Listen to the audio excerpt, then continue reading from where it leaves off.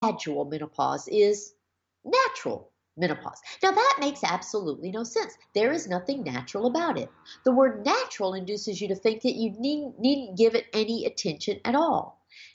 And every woman, no matter how mild or severe her symptoms, needs to give menopause a whole lot of attention. That's precisely why I make these videos.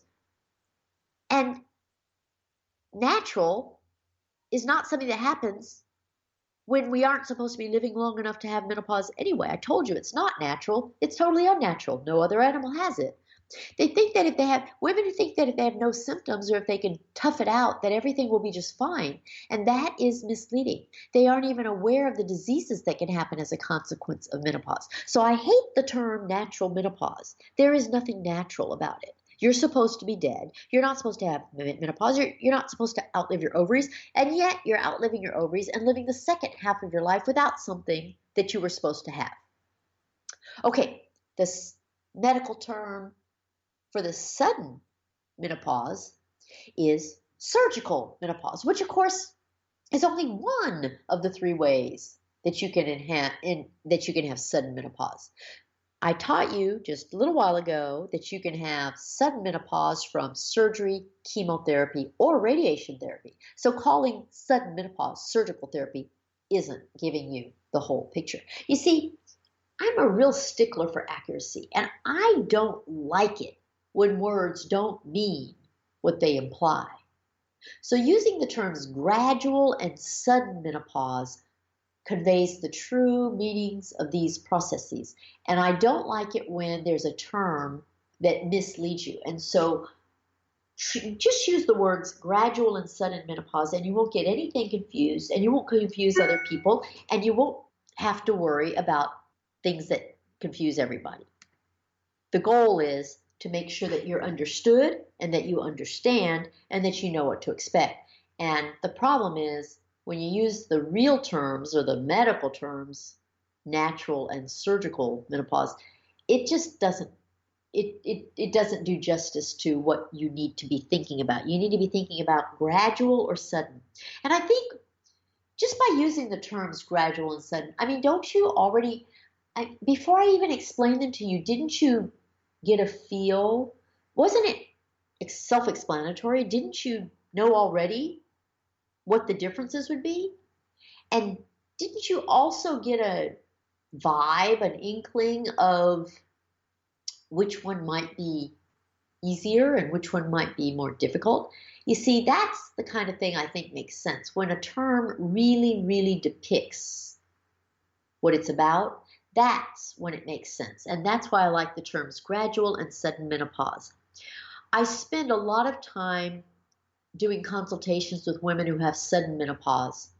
And that's because they have more of an urgency with regard to management. And they have to realize that the impact on their bodies of this sudden shock of just overnight being without something that's essential is a huge detriment to the body. You know, your body is great at compensating to a degree for things. Your body is great at kind of camouflaging things, but it needs time to do that. Your body can get you through when things aren't quite right if it has time to adjust to the situation. With sudden menopause, your body doesn't have time to adjust and make its own compensation. So with sudden menopause, it's like your body takes this big hit and it doesn't have time to recover in any way before it does a bunch of damage. That is why I'm so eager to work with women who have sudden menopause, because I like them to know the consequences of the sudden menopause. And ideally, I like to work with them before it happens. If a woman is going to have a hysterectomy at a young age and remove her ovaries, or if she's going to have something that would destroy her ovaries like chemotherapy or radiation therapy, I always urge her to have a consultation with me before she has the procedure that is going to damage her ovaries or cause her to be menopausal. And the reason that's so important is because not only can she get started on compensating earlier. She can know how to anticipate what's going on and interpret what's going on without having a lot of wasted time or a lot of misery simply because she doesn't know what's happening. But I hear story after story after story of women who weren't told anything. They were just treated like they were supposed to already know. And they were not only shocked, but terribly miserable for much too long. And any time is too long in this instance because it's always predictable. And it's the kind of thing that any doctor should warn a patient about. And the planning for making sure that you compensate for loss of your ovaries should be done well in advance. There's no reason it can't be, no matter what kind of menopause you have. You should always know in advance what to expect. That is why I give you this education. That's what this education is all about. It's about preparing you for what's ahead. And that's why I love it when women get this education when they're young, because then they can always be prepared for what's ahead. The problem is that people tend to wait till the last minute for, gosh, everything these days. And because they do, they're always behind. They're always trying to catch up. They're always scrambling to get what they need long after they needed it in the first place. And I don't like that. I don't live my life that way. I don't want anyone else to have to live her life that way, and especially with something as important as menopause. This is the kind of thing that warrants great preparation in advance, and it warrants your being totally informed and knowing exactly what to expect and recognizing it when it happens, and then knowing how to manage it long before you need to actually institute management. So this education is my effort to give you what you need to manage your menopause your way. And I hope so badly that it's helping you. And I invite you to go find out about my other resources that can help you.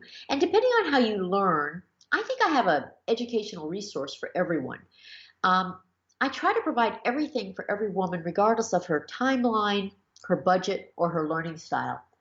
And if you're listening to this broadcast, you're probably a person who learns in an auditory kind of way. Listening is the way you learn. But if you're a person who is visual, I have a YouTube channel, Menopause Taylor, and you can see this and hear it, and I use props and models, and you have visual ways of remembering and learning that you will never forget. If you're a person who likes to read, I have a book called Menopause, Your Management Your Way Now and for the Rest of Your Life. It's available at my website, menopausetaylor.me. And if you're a reader, you'll love this book because it's written in a way where you can use it forever and ever and ever, both as a book that you read cover to cover and as a reference. Or maybe you like reading little articles that just address one little topic or one little aspect of menopause. I write those too. They're all on the website. They're free. And if you want the whole education as efficiently as possible, just as quickly as you can get it, you can buy my 14-hour seminar on DVD or as a set of webinars. And in 14 hours, basically, you can have this entire education, everything you need for the rest of your life. My goal is to give you everything you need so that you can manage your menopause your way, and I want it to be a toolkit that you can use forever. So I thank you for tuning in, and I hope you continue to listen. And whatever you do, please do it in order, chronological order. That's the only way you get a real education. And if you do it that way, you will be shocked at how little you knew and how much you learned. So this is Menopause Taylor signing off for now. Come back next time. Thank you for listening. I bid you goodbye. Bye.